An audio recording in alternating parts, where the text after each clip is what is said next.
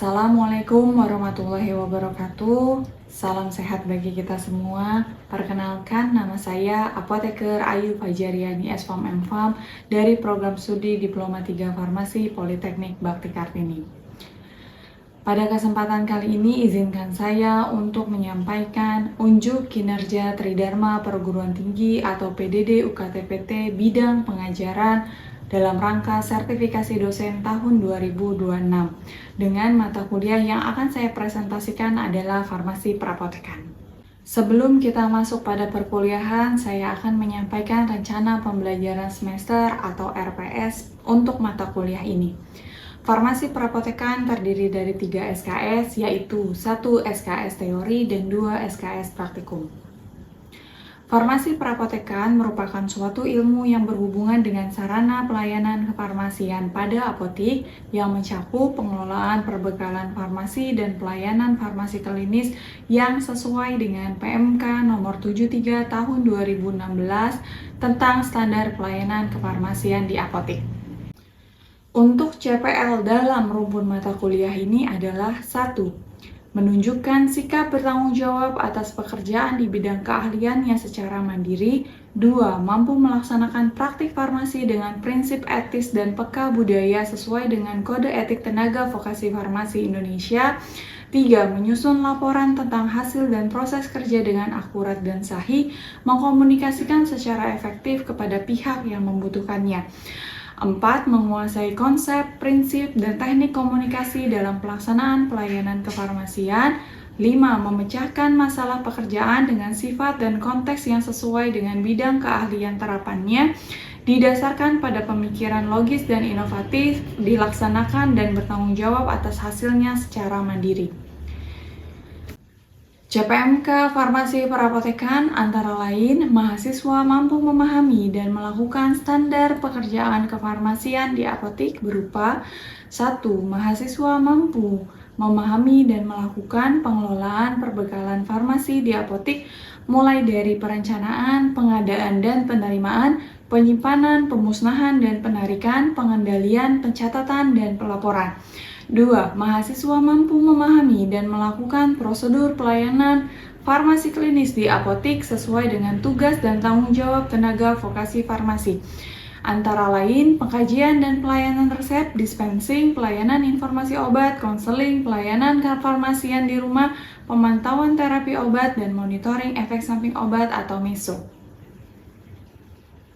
Metode pembelajaran adalah dengan DIA. Delivery, Interaction, and Assessment. Media pembelajaran dilakukan secara tatap muka langsung dan diskusi di kelas atau tatap maya menggunakan Zoom meeting serta praktikum di lab simulasi apotik. Perkuliahan terdiri dari 16 pertemuan, yaitu 7 kali tatap muka sebelum UTS, 1 kali UTS, 7 kali tatap muka sebelum UAS, dan 1 kali UAS. Pada awal perkuliahan disampaikan terkait bahan kajian dan bobot penilaian. Bahan kajian dalam mata kuliah ini antara lain 1. Pengelolaan perbekalan farmasi, terdiri dari perencanaan, pengadaan, penerimaan, penyimpanan, pemusnahan dan penarikan, pengendalian, pencatatan, dan pelaporan. 2. Pelayanan farmasi klinis, meliputi pengkajian dan pelayanan resep, dispensing, pelayanan informasi obat, konseling, pelayanan kefarmasian di rumah, pemantauan terapi obat, dan monitoring efek samping obat. Bobot penilaian dalam mata kuliah ini adalah kehadiran dan keaktifan 10%, tugas 10%, praktikum 30%, UTS 25%, dan UAS 25%, dengan total bobot adalah 100%. Referensi dalam mata kuliah ini menggunakan 1. Permenkes nomor 73 tahun 2016 tentang standar pelayanan kefarmasian di apotik. 2. Juknis Permenkes nomor 73 tahun 2016. 3. Buku manajemen farmasi yang diterbitkan tahun 2024 yang salah satu penulisnya adalah saya. Demikian paparan saya ini, semoga dapat dipahami dan berikut adalah cuplikan pembelajaran dan praktikum. Selamat menyaksikan. Halo Assalamualaikum warahmatullahi wabarakatuh. Waalaikumsalam warahmatullahi wabarakatuh. Ya, selamat pagi semuanya. Hari ini kita ketemu lagi dengan mata kuliah Farmasi Pramotekaan. Hari ini kita akan membahas materi lanjutan, yaitu mengenai pengadaan dan penerimaan. Nah, pengadaan dan penerimaan ini adalah bagian dari pengelolaan perbekalan farmasi. Minggu lalu kita sudah membahas mengenai apa? Perencanaan. Hari ini kita melanjutkan ya untuk melakukan pengelolaan perbekalan farmasi masuk ke dalam bab pengadaan dan penerimaan. Oke, apa sih sebenarnya pengadaan dan penerimaan? Nah, secara definisi ini sesuai dengan literatur bahwa pengadaan itu dilakukan untuk menjamin kualitas pelayanan kefarmasian, maka pengadaan sediaan harus dilakukan. Kalau kita mau jualan di apotek, kira-kira kita mau jual apa gitu ya kalau barangnya nggak ada. Makanya kita perlu melakukan pengadaan. Setelah melakukan pengadaan, maka kita melakukan pengadaannya sesuai dengan jalur yang resmi, sesuai dengan peraturan gitu ya. Kemudian yang kedua, setelah kita melakukan pengadaan, pasti kita menerima barang karena kita udah pesan. Nggak mungkin dari supplier tidak akan mengirimkan barang gitu ya. Namanya kita udah pesan, pasti barangnya datang, dan barang yang datang pasti kita terima gitu ya. Nah, di bagian penerimaan adalah kegiatan kita untuk menjamin kesesuaian, bahwa kita ngecek barangnya apakah barang yang kita pesan itu sesuai apanya. Yang pertama adalah spesifikasinya, apa sih nama obat dan kekuatannya. Kita pesan misalnya sediaan obatnya paracetamol 500 mg, yang datang benar nggak 500 mg gitu, atau misalnya kita mau pesan 500 mg dalam bentuk tablet, tapi yang datang ternyata botolnya sirup gitu ya, botol sirup. Jadi sediaannya udah berbeda, kekuatannya juga berbeda. Itu yang harus kita lakukan sesuai dengan peraturan atau siklus pengelolaan perbekalan farmasi tadi. Nah, di bagian pengadaan ini adalah kegiatan untuk merealisasikan kebutuhan kita dari yang kita sudah rencanakan sebelumnya. Gimana cara realisasinya? Kita udah merencanakan membeli kira-kira bulan ini kita butuh nih misalnya 500 tablet. Bagaimana caranya supaya 500 tablet itu datang ke apotek? Yaitu dengan cara apa? Pengadaan. Nah, pengadaan ini kita merealisasikan kebutuhan kita di apotek. Kita butuhnya 500, ya kita pesannya 500 gitu ya. Nah, jadi bagaimana cara realisasinya? Yaitu dengan cara pembelian atau pemesanan kepada supplier. Nah, untuk menjamin kualitas pelayanan kefarmasian, maka pengadaan sediaan farmasi, kemudian kalau kita di apotek juga jual alkes, BMHP itu ya, harus melalui jalur yang resmi. Apa sih jalur yang resmi? Ada yang tahu nggak? Melalui apa biasanya? PBF. Itu adalah salah satu jalur yang resmi sesuai dengan peraturan. Nah, dalam memilih supplier atau PBF atau yang kita sebut pemasok obat gitu ya. Jadi kita harus memastikan satu, mutu obat atau kualitas obat terjamin atau enggak dengan adanya nomor izin edar gitu ya. Benar nggak obat yang kita pesan itu resmi atau legal, boleh diedarkan. Terus yang kedua adalah reputasi si produsennya atau PT-nya gitu. Benar nggak PT-nya itu memang tercatat resmi sesuai dengan izin dari Badan POM gitu. Boleh nggak dia produksi obatnya itu? Nah, itu harus jelas. Kemudian yang ketiga adalah harganya. Pasti ya, kalau orang jualan, kita punya bisnis, apa adalah salah satu bentuk bisnis. Kalau kita punya bisnis, pengen untung nggak? Pengen ya. Makanya harganya yang kita pilih adalah harga yang kompetitif gitu ya. Kemudian yang keempat adalah syarat lain. Jadi syarat lain misalnya adalah apakah PBF tadi ketepatan waktu pengirimannya itu sesuai dengan yang dijanjikan. Terus track record ya. Track recordnya artinya misalnya mutu pelayanannya jutek nggak di mbaknya yang kita pesan gitu, atau suppliernya tuh main lempar-lempar barang gitu ya. Itu juga menjadi catatan kita. Kemudian kebijakan tentang barang yang dikembalikan itu penting. Kenapa? Kalau misalnya dari supplier mengirimkan barang kita, kemudian barangnya tidak sesuai gitu ya, udah masuk faktur mereka nggak sesuai, boleh nggak kita kembalikan? Atau misalnya yang expirednya dekat nih, yang paling menguntungkan kita adalah kita tidak menyimpan produk yang sudah expired di apotek kan gitu ya. Jadi misalnya boleh nggak nih di supplier ini 6 bulan sebelum expire kita kembalikan. Artinya kita tidak menyimpan produk yang mau expired di apotek kita. Itu lebih menguntungkan daripada yang tidak bisa menerima itu ya, gitu ya. Nah, kemudian ini adalah contoh faktur pengiriman, faktur barang dari supplier. Jadi faktur itu adalah sesuai dengan obat yang dia kirim, gitu ya. Jadi misalnya di sini contohnya ada obat Insto, gitu ya. Jadi di sini contohnya dia ngirim barang Insto, berarti yang dia kirim adalah Insto. Banyaknya berapa? 36 botol. Kita hitung benar nggak 36 botol sesuai dengan faktor. Kalau tidak sesuai, kita konfirmasi ya, gitu. Jadi jangan sampai 36 nih, yang kita terima cuma 24. Kenapa harus konfirmasi? Karena nanti apotek bayarnya sesuai dengan faktur. Jangan sampai kita nerima barang 24, dikirimnya tulisannya 36. Rugi nggak kita? Rugi, gitu ya. Oke, next ini juga contoh faktur saja.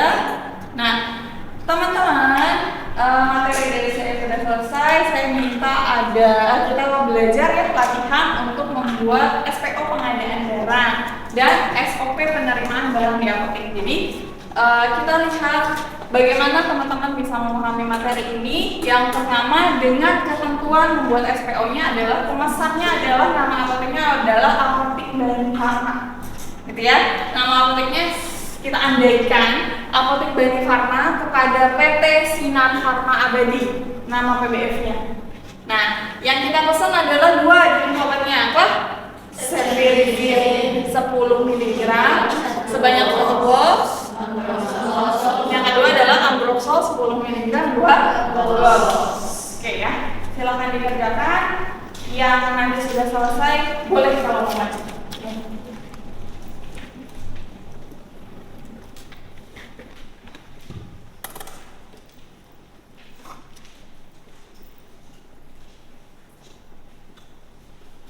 Oke, ada yang sudah selesai?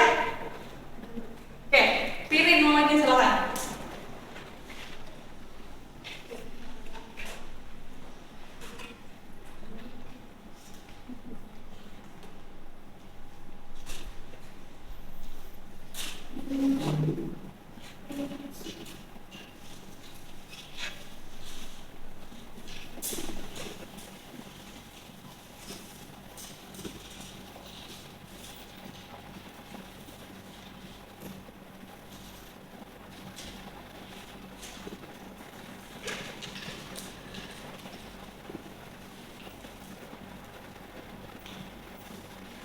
Yang lain bisa?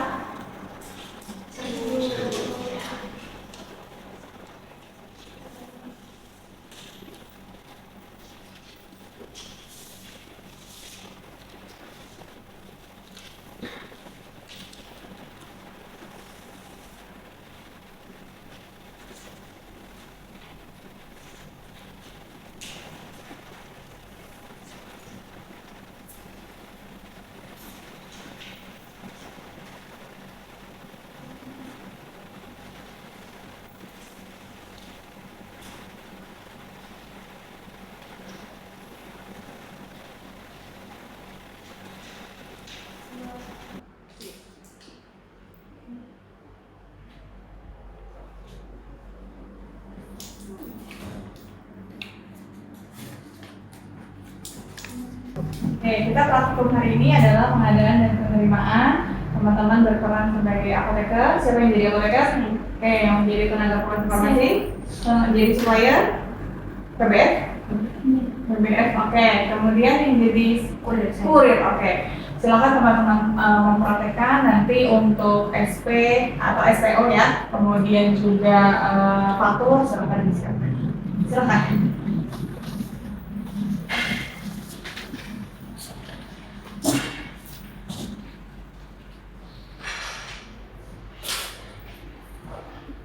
Misalkan saya sudah selesai melakukan pengecekan dari sistem komputer dan telah mencatat obat yang kosong dalam obat. Ini daftar obat medical yang sudah mencapai stok minimum. Baik, saya periksa dulu.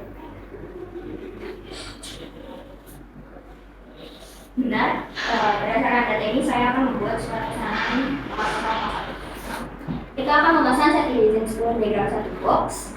Ambroxol 10 mg 1 box, amlodipin 10 mg 1 box, amlodipin 5 mg 2 box, dan dexamethasone 0,5 mg 2 box.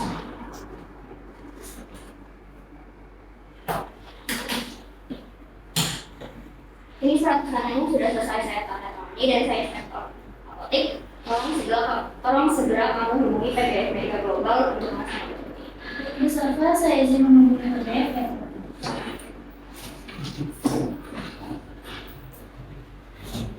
Selamat siang, apakah benar ini dengan aktivitas PBF Medica Global? Selamat siang, betul sekali saya meminta PBF Medica Global yang bisa dibantu.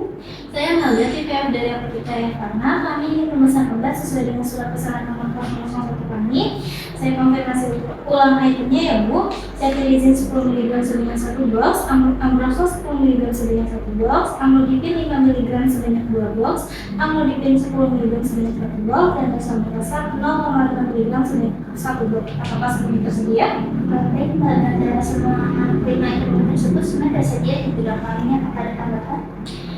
Apakah ada potongan harga dan bisa dikirim hari ini pada pukul 2 siang? Untuk potong harga di Bali tidak ada.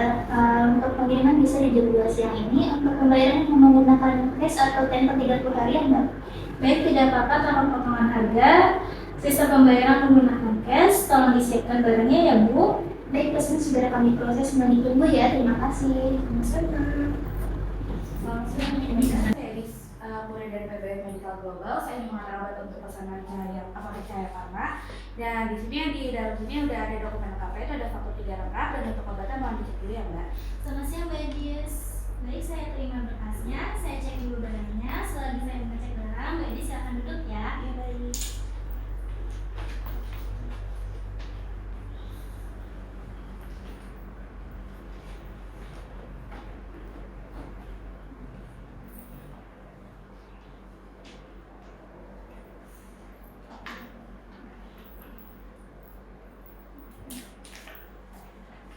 Bu Safa, saya laporkan adanya ketidaksesuaian obat. Di SP kami memesan dexamethasone 0,5 mg, tetapi fisik obat dan faktur yang dibawa kurir ternyata dexamethasone 0,75 mg. Salah kekuatan sedia obat, Bu.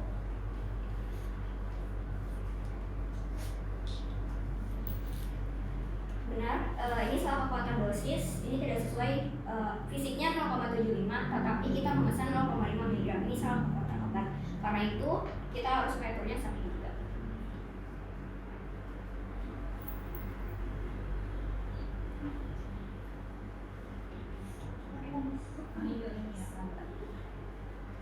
Halo, selamat siang. Bu Konita dari PBF Medica Global. Saya Safa, apoteker dari Apotek Cahaya Pharma. Ingin mengonfirmasi bahwa obat milik ibu yaitu dexamethasone 0,75 mg ingin kami retur karena salah kekuatan obat. Kami memesan di SP yaitu dexamethasone 0,5 mg. Mohon obat penggantinya dikirim besok siang pukul 12. Terima kasih. Baik, selamat siang Bu Safa. Mohon maaf sekali atas kesalahan petugas gudang kami dalam membedakan kekuatan dosis sedia tersebut. Untuk form retur dan faktur koreksinya mohon dititipkan saja ke kurir kami Mbak Edis. Keesokan harinya pukul 12 siang tepat, kurir kami akan mengatakan obat yang benar itu dengan kekuatan 0,5 mg yang sesuai ke Apotek Cahaya Pharma. Terima kasih atas konfirmasinya ya Bu. Sekali lagi saya minta maaf. Selamat siang, terima kasih. Selamat siang.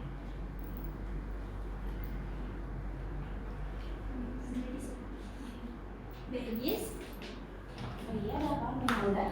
ini dexamethasone-nya salah kekuatan sediaan. Kami memesan dexamethasone 0,5 mg, tetapi yang datang dexamethasone 0,75 mg. Tolong di retur. Obat ini kami retur, tolong dibawa kembali ya. Baik, Mbak Melda, mohon maaf atas kesalahannya. Untuk formaturnya mohon diproses dulu ya Mbak. Baik, saya akan proses formaturnya. Selagi saya proses, Mbak Edis silahkan duduk.